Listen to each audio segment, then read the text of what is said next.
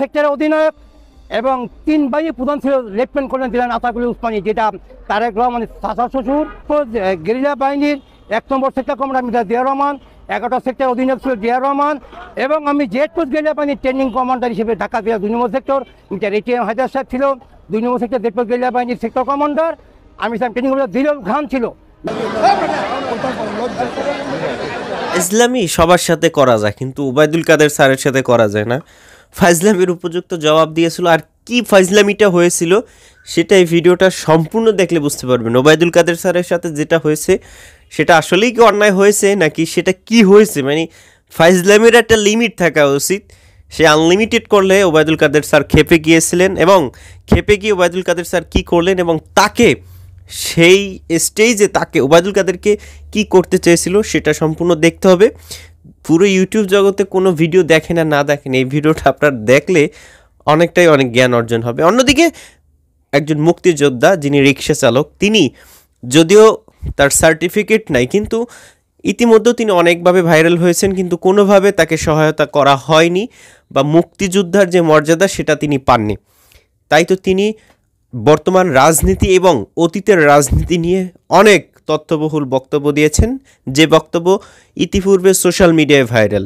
তবে একজন সত্যিকার মানুষ কিনা সেটা তার কথা দ্বারা শুনলে বুঝতে পারবেন। আর আমরা বাঙালি ভাই, আমরা বাঙালি মানুষের চোখ দেখলে বুঝতে পারি, আর সেই জন্যই কিন্তু বাঙালিরা বিভিন্ন দেশে প্রসিদ্ধ। তো আপনি যদি সেই মুরব্বী চাচার কথা শুনেন তাহলে বুঝতে পারবেন, আপনার যাচাই করার দরকার নাই যে আসলেই সে করছিল কিনা, তবে আপনি এতটুকু বুঝতে পারবেন যে তিনি আসলেই মুক্তিযোদ্ধার কমান্ডার ছিলেন কিনা। তো চলুন সেই রিক্সা চালকের বক্তব্য একটু শুনে আসি, এবং ওবায়দুল কাদের স্যার ফাজিলদেরকে কিভাবে শাসন করেছিলেন সেটাও আমরা দেখব। আগে একটু সেই রিক্সা চালকের, সেই মুক্তিযোদ্ধা কমান্ডারের কথাগুলো একটু শুনে আসি। আমি রিক্সা চালাই, খাই এই মাসে গড়বার এই মাসে দিতে কি জন্য? আর আয় বাড়ছে আমলীগের, যুবলীগ, ছাত্রলীগ, শ্রমিক লীগ, সন্ত্রাস লীগও বাড়ছে। দেখেন চাউলের কেজি 80 টাকা, তেলের কেজি 200 টাকা, গরু গোস্ত 750 টাকা, আর গরিব মানুষের মরণ দশা। এখন আমরা গরিব মানুষ, পাটা পুঁতে ঘষা করছি, মরিতে দফা শেষ। আসানি সাহেবের নাম কেউ নেয় না। যত রাজনীতি হোক, ব্রিটিশ সরকার যাকে চিল দিয়ে দিছে বাংলার নেতা একজনই, মওলানা আব্দুল হামিদ খান ভাসানী। মওলানা আব্দুল হামিদ খান ভাসানী আমলীগের প্রতিষ্ঠাতা, শহীদ সরওয়ার্দী আমলীগের প্রতিষ্ঠাতা, শেরে বাঙালিকে ফজলুল হক যার বাড়ি বাকেরগঞ্জ, এখন বর্তমান বরিশাল জেলা, ওনারা প্রতিষ্ঠিতা। শেখ মুজিব 1933 সালে ক্লাস 5-এর ছাত্র ছিল। যখন মওলানা আব্দুল হামিদ খান ভাসানী সাহেব ব্রিটিশ সরকার প্রতিনিধি হিসেবে টুঙ্গিপাড়া গিয়েছিল, শেখ মুজিবুর রহমান ম্যাট্রিক পাস করে ঢাকা আসে। আসার পর কোথায় কি করবে, টেলিফোন করে তো সবসময় ভাসানী সাহেব থাকে না।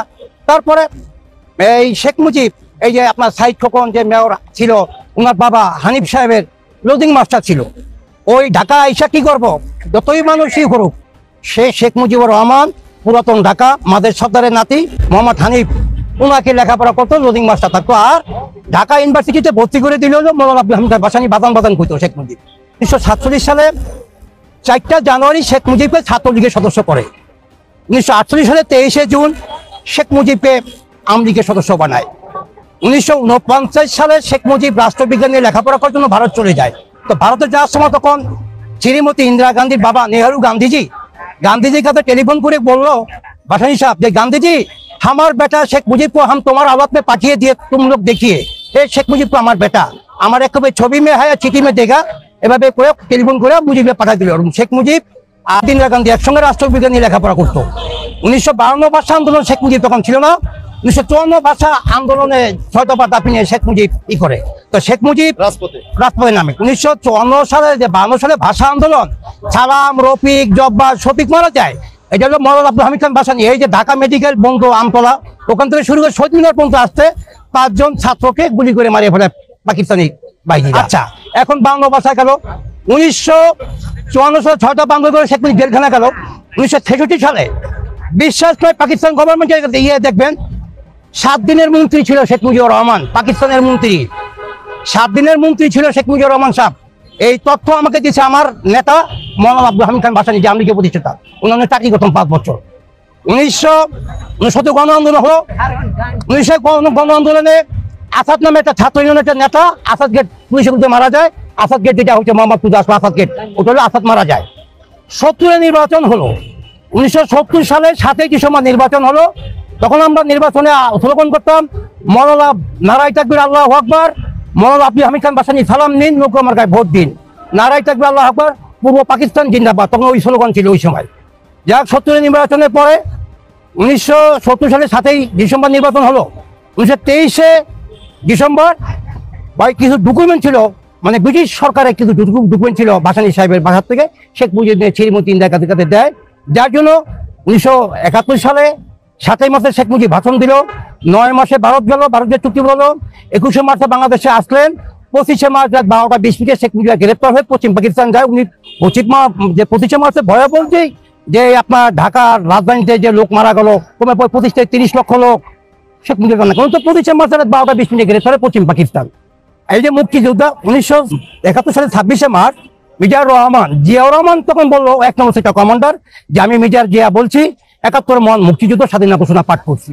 ওনার নেতৃত্বে জেটপোর্ট গেরিলা বাহিনী, উনি 1 নম্বর সেক্টরের কমান্ডার, 11 সেক্টরের অধিনায়ক, এবং 3 বাহিনী প্রধান ছিল লেফটেন্যান্ট কর্নেল দিলেন আতাকুল উসমানী, যেটা তারেক রহমানের চাচা শ্বশুর ডক্টর জবেদার সাহেবের চাচা। এই জেটপোর্ট গেরিলা বাহিনীর 1 নম্বর sector commander Mirza Zia Rahman, 11 sector অধিনায়ক ছিল জিয়া রহমান, এবং আমি জেটপোর্ট গেরিলা বাহিনীর ট্রেনিং কমান্ডার হিসেবে ঢাকা জেলা 2 নম্বর সেক্টর, মির্জা রেটিয়া হায়দার সাহেব ছিল 2 নম্বর সেক্টর জেটপোর্ট গেরিলা বাহিনীর সেক্টর কমান্ডার।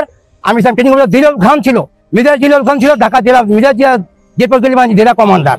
তখন মুজিব বাহিনীর জেলা কমান্ডার ছিল মোস্তফা মহসিন মন্টু, এখন ডক্টর কামাল হোসেনের সাথে গণফোরাম করে। তা ওই সময় দেখবেন যে মুজিব বাহিনী আমার মনে হয় সারা ঢাকা শহরে, ঢাকা জেলার ভিতরে 30টা হয় নাই। অর্থাৎ মির্জা জিয়া জেটপোর্ট গেরিলা বাহিনী 141টা গ্রুপ আমাদের জেটপোর্ট গেরিলা বাহিনী হয়েছে, তার মধ্যে আমার সবচেয়ে বেশি, আমি জেটপোর্ট গেরিলা বাহিনী ট্রেনিং আমার আন্ডারে 36টা গ্রুপ ট্রেনিং দিচ্ছে। অর্থাৎ আপনাদের 10 জন দোয়াই বিএনপি চেয়ারপারসন বেগম খালেদা জিয়া 2001 সালে আমার এই অপারেশনটার জন্য 7.5 লক্ষ টাকা দিচ্ছে মাদ্রাসা অপারেশন করার জন্য। তখন মুক্তিযোদ্ধাদের ভাষা ছিল মাত্র 300 টাকা। আমি মরার অবস্থায় আমার ছাত্র কমরা মেজর হিমাদুদ্দিন বীর বিক্রম সাহেব আমাকে আপনার বিএনপির মহাসচিব আপনার অ্যাডভোকেট আপনার খন্দকার দেলোয়ার সাহেব, উনি আমাদের বাড়ির পাশে আত্মীয় লাগে, উনি আমাকে দিল মাত্র 5,000 টাকা। ছাতে হোসেন কুকা মারা গেছে বেশি নতুন গেরিলা বাহিনী, উনি ছিল 1 লক্ষ টাকা। ঢাকা আকাশনের এমপি ছিলেন নাসির পিন্টু, ওদি সে।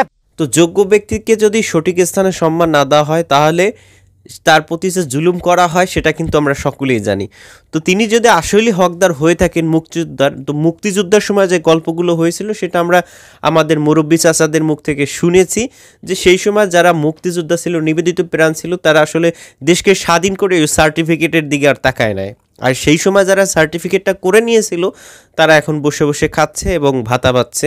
তো চলুন ওবায়দুল কাদের স্যারের সাথে কি হয়েছিল এবং ওবায়দুল কাদের স্যার সেই স্টেজে কিভাবে শাসন করেছিলেন সেটা একটু দেখে আসি।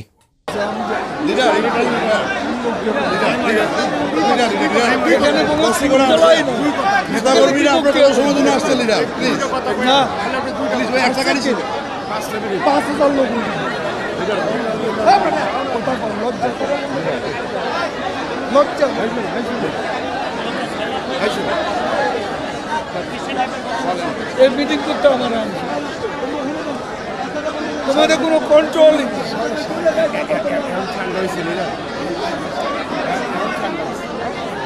এখানে একটা কাক দিয়ে রাখলে কি মিটিংটা দেখাতে পারে। লোক এখানে পুকুরির মধ্যে লোক ঢুকেছে, এই দিক লোক বেশি, হ্যাঁ এর থেকে বেশি। আমি তো দেখি না এগুলো নামাও, এই লোকগুলো নামাও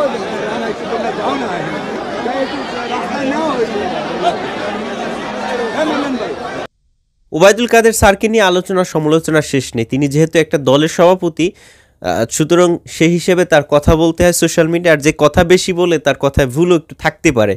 সুতরাং যে কথা বলে না তার থেকে যে কথা বলে তার কথায় ভুল থাকে, এটাই স্বাভাবিক। সুতরাং ওবায়দুল কাদের স্যারের বিষয়গুলো আর সেই মুক্তিযোদ্ধার বিষয়টা নিয়ে আপনার নিজস্ব মতামত কমেন্ট সেকশনে আপনি জানিয়ে যাবেন। ভালো থাকবেন সবাই। আসসালামু আলাইকুম ওয়া রাহমাতুল্লাহ।